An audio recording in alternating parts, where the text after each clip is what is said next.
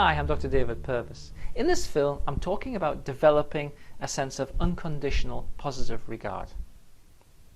If you experience depression, low mood, anxiety or stress, you probably recognize that you've become more self-critical. Self-criticism is very pervasive, and in fact it's pretty much a key component of many of the psychological problems that people commonly experience. And even when you go back in history, even the ancient Greeks were self-critical. I've come to realize that everybody is self-critical to a degree, and therefore everybody experiences self-criticism. So much so that self-criticism therefore must be a psychological instinct. It must be something which is built into us. Everybody is self-critical, like everyone has a nose or a pancreas or a left leg. Everybody has this same characteristic. The mistake that we make is that we fail to recognize that self-criticism is an instinct, and we assume it is a response to something that we're doing. Let me explain.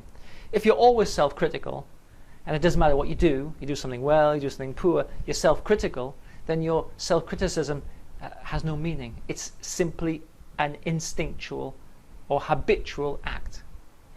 And when that happens, your self-criticism takes on a strength and a power which it really doesn't need to have, and it actually makes it very much more difficult to live the kind of life that you want to lead. In the 1950s and 60s, a famous psychologist called Carl Rogers developed what he called the necessary and sufficient conditions through which a client would thrive in psychotherapy. Now, in the previous film I've talked about personal value, but in this film I'm talking about unconditional positive regard.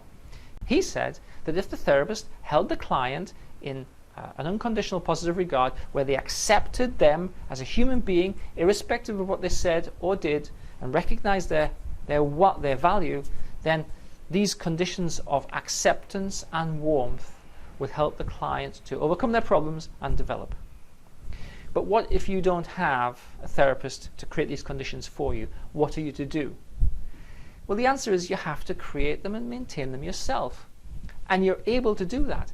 This recognition that you have within you, this ability to create conditions of worth and value yourself, is a fundamental of my active self-help approach and the whole way that I deliver CBT, cognitive behavior therapy, although you might not know how to do it.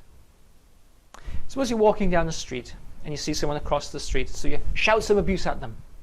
Well, you can recognize that this is inappropriate behavior, but you also can recognize that you're making them feel like a victim. You're making them feel uncomfortable and potentially feel hurt. You're abusing them and they feel like a victim. But when you're self-critical, when you're pervasively and always self-critical about yourself, you're abusing yourself and you're making yourself feel like a victim.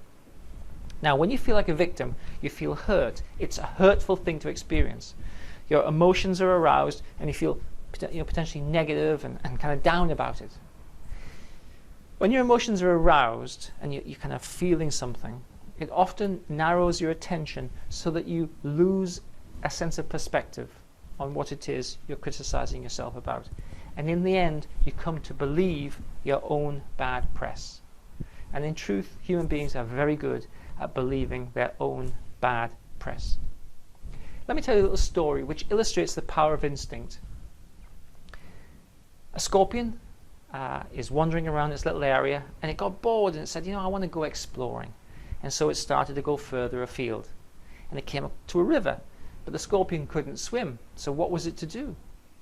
And then it saw a frog, and it said, Mr. Frog, will you take me across the river on your back? Well, the frog said, are you mad? If I let you on my back, you'll sting me, you're a scorpion.